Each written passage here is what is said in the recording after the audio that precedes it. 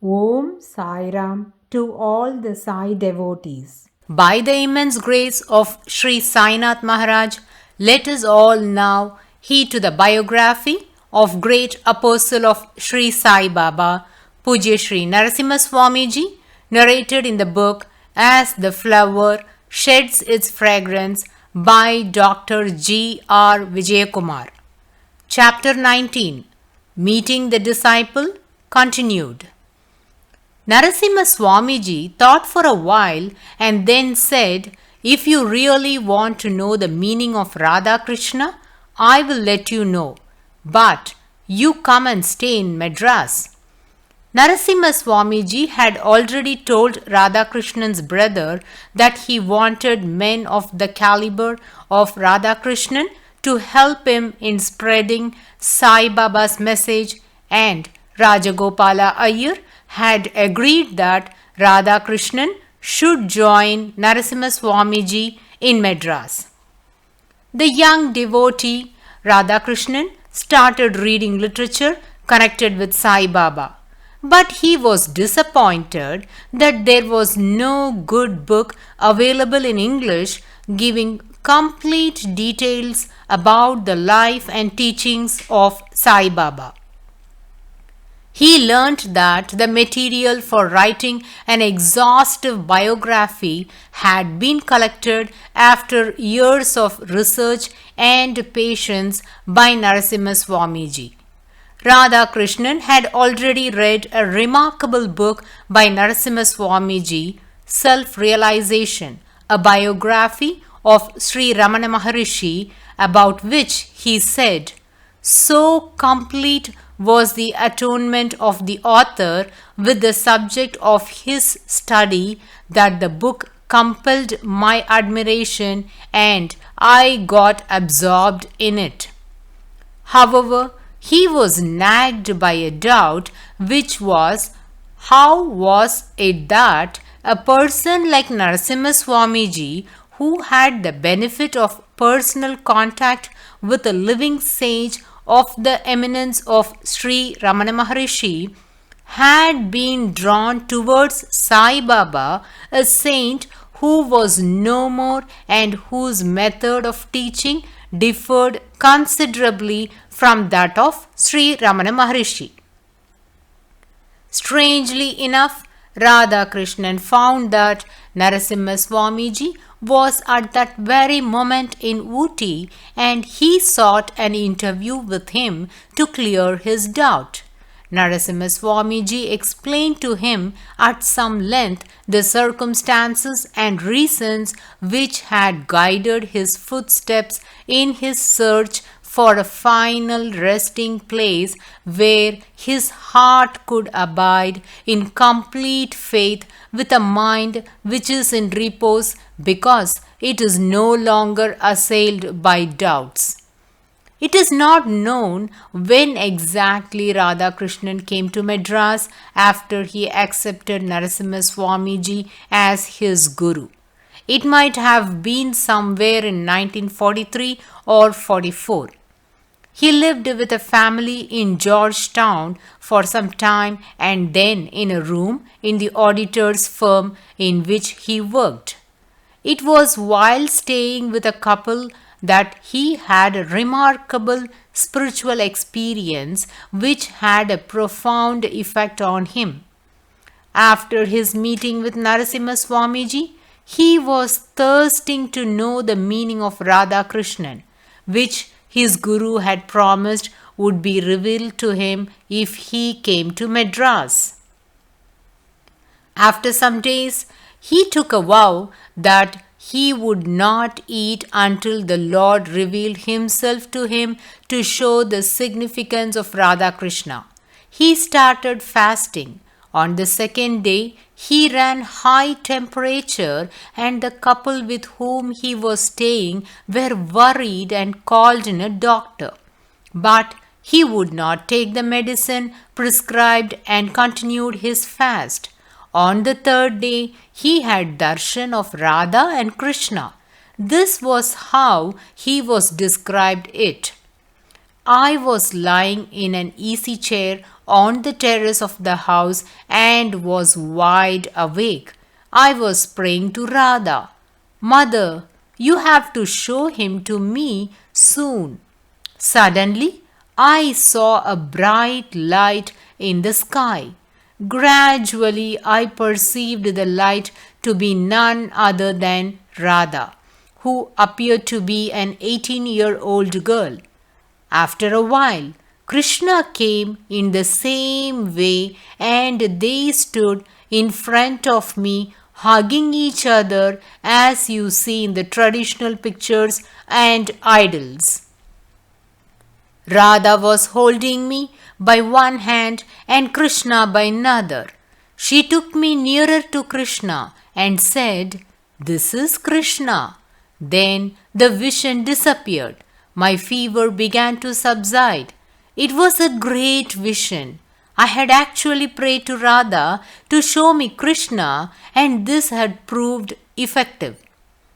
Radha Krishnan had another experience which revealed to him who Sai Baba was. One day, Sai Baba told him, "Read the 10th. He could not say if it was in a dream or in a vision. He mentioned this to Narasimha Swamiji and added that perhaps Sai Baba wanted him to read the 10th chapter of the Bhagavad Gita, which refers to the Vibhuti Yoga. Radha Krishnan started reading the 10th chapter of the Gita. One night, he was lying in the open at the All India Sai Samaj premises. He suddenly saw the entire sky filled with the various forms of gods and goddesses, including Krishna, Rama, etc. He prayed to Sai Baba, "Oh Sai Baba, I do not want all these. I want to know your real form, who you are, and that alone. Please show that to me." All the forms in the sky vanished, and only those of Sri Rama and Maruti remained. Radha Krishnan exclaimed. It then became clear to me that Sai Baba and Rama are one and the same. I told Narasimha Swamiji about this, and he was happy to hear of this experience and said, "So it is definite. Sai and Rama are the same." Referring to this, Radha Krishnan said, "You see, Sai Baba did not say, 'I am Rama.' He just showed Rama." This indicated one thought that Sai Baba was a great Rama Bhakta. In Sai Satcharitra, you might have read about his eagerness to celebrate Sri Ramanavami. Also, whenever he saw a Maruti temple, he would jump in ecstasy. This is the characteristic of a true Bhakta. It is not certain when Radha Krishnan broke off all family bonds after he settled in Madras. There was a pressure from his people to return home. His close relations used all means to persuade him to change his mind. They also approached Narasimha Swamiji to intervene.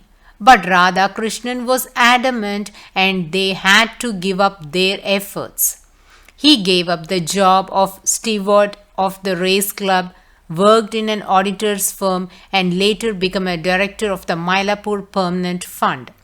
Outwardly, he was a handsome young man, neatly dressed in a clean dhoti and white jabba with an upper cloth thrown over one shoulder. Those days, he gave an impression as the one who was extremely attentive to his appearance and manners. He was a voracious reader, and his favorite haunt was the Theosophical Society Library at Adayar, where he spent many hours poring over religious and occult literature. At the Theosophical Society Gardens, he found a quiet place under a tree to do meditation. A Sanskrit book, Mantra Mahodari, was always to be found in Radha Krishnan's hands those days. The book was a mine of information on japas and mantras prescribed by the sages of yore to achieve various siddhis. T. Keshavarao and V. K. Pantulu were close associates of Radhakrishnan. They would not do anything connected with the All India Sai Samaj without consulting each other. Radhakrishnan supervised the accounts of the Samaj and helped Narasimha Swamiji in other ways in his personal and public work. Narasimha Swamiji put him in charge of the library, and he would always be found surrounded by books, very happy and contented. Radhakrishnan was a person who never pushed himself up. He was physically much better built than in his later days, and he was an impressive figure. His surrender to Narasimha Swamiji was total, and whatever Narasimha Swamiji said was law to him. Radhakrishnan acted as a liaison in legal and other work connected with the All India Sai Samaj. He spent most of his time in the Samaj premises when he was not busy otherwise. Every evening, Narasimha Swamiji used to ask Radhakrishnan to read verses from the Gita, and he would explain their meaning to the assembled devotees. It was one such occasion that in Narasimha Swamiji's presence that Radhakrishnan recited Vishnu Sahasranamam, which became so much a part of this divine mission later on. By 1946, these discourses became rare as Narasimha Swamiji was busy with the fast expanding activities of the All India Sai Samaj. Radhakrishnan was a dynamic young man but was never showy. He always remained in the background. He used to avoid photographs too in public functions of the Samaj.